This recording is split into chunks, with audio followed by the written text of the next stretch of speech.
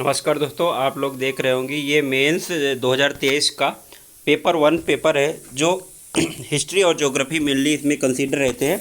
तो हम लोग इसका क्वेश्चन देख लेते हैं, ठीक है। तो इसमें 3 घंटे का समय है। 15 3 मार्कर देखेंगे। अम्बा अम्बस्ट, ये थोड़ा मुश्किल है। नैस्टिक, फिर आया था सैदोदवाह, फिर भावनाग, थट्टा, शाह तुर्कान, शेख मोहम्मद गौस, बारिशल विद्रोह, राजा महेंद्र प्रताप, सर्वोदय योजना, मध्य प्रांत सरकार, भड़म, गाय गोहरी, काउंसिल ऑफ रेजेंसी, अमसेरा। फिर इसके बाद आप हम लोग आ जाएंगे 5 मार्कर पे, ठीक है। तो इसमें आता है write a short note on Licchavi republic of Vaishali, ठीक है। इसमें ये आया था। फिर लिच्छवी के बाद इसमें भगवत धर्म चतुष्टाय क्या है, इजरा प्रणाली क्या है। इजरा प्रणाली के बाद फिर आएगा आपका मुगल कालीन समय महिलाओं की स्थिति स्पष्ट कीजिए, तो आपने ये कर दिया होगा।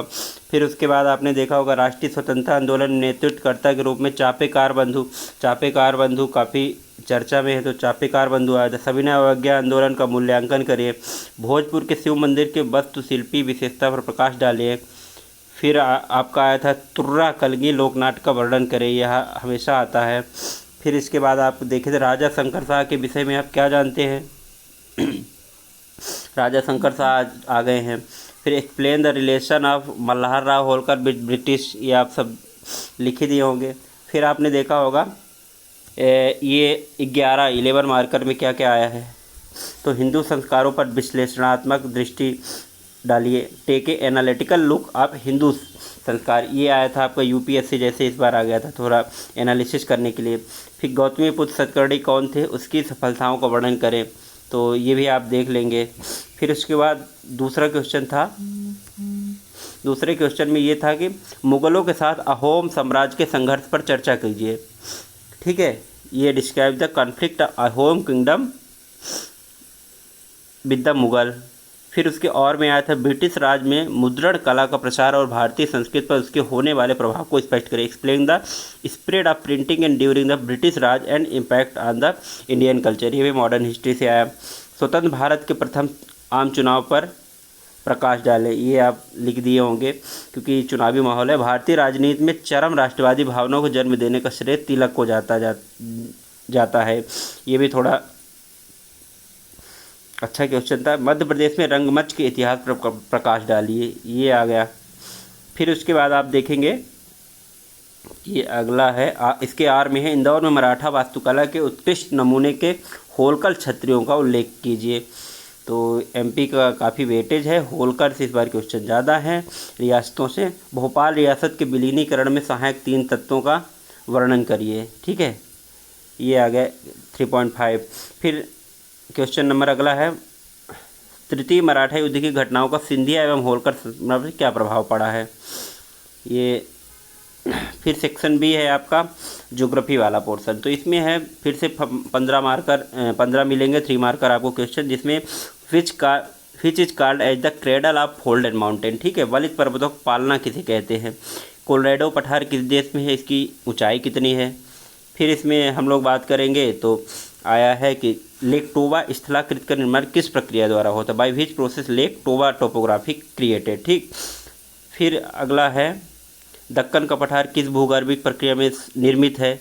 काली मिट्टी में कौन कौन से खनिज तत्व होते हैं। मध्य प्रदेश में सहरिया जनजाति मुख्य किन जिलों में केंद्रित है। भूस्खलन क्या है।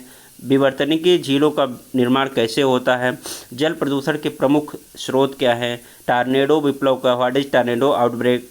एक सफल आपदा प्रबंधन के प्रमुख चरण क्या है। What are the main step for successful disaster management. विद्युत चुम्बकीय स्पेक्ट्रम क्या है।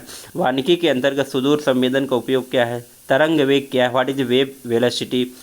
फिर वैश्विक स्थिति निर्धारण प्रणाली जीपीएस को कितने प्रभाग होते हैं।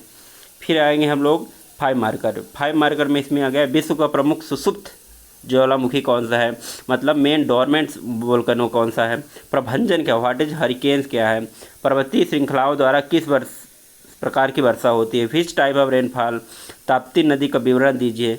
फिर 5वां क्वेश्चन भारत में भूमिगत जल संबंधी चुनौतियाँ कौन सी, what are the ground water challenges. Bharat में सदाबहार एवरग्रीन फॉरेस्ट लोकेशन बताना है।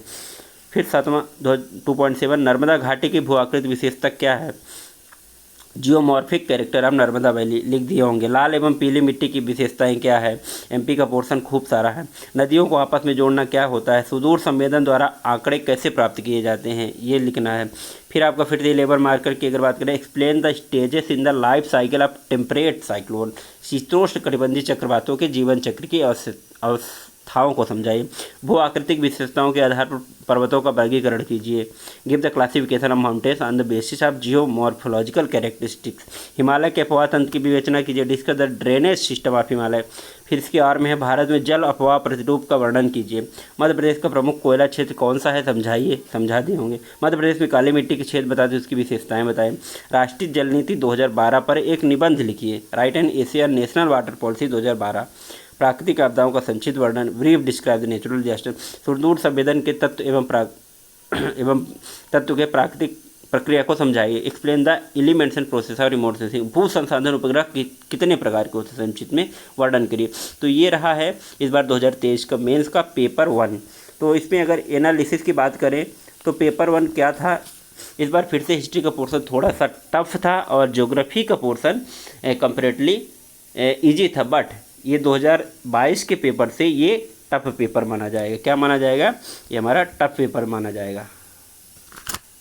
तो ये था पेपर, बाकी आप लोग देख लेंगे, इसका बहुत सारे आंसर होंगे, बहुत सारे आप लोग देखेंगे। तो ये रहा 2023 का पेपर। एक बार मैं फिर से दिखा देता हूँ आपको, ठीक है, शुरू से। ये जिनको स्क्रीनशॉट लेना है तो आप ले सकते हैं। ये है, ये पेपर है, ये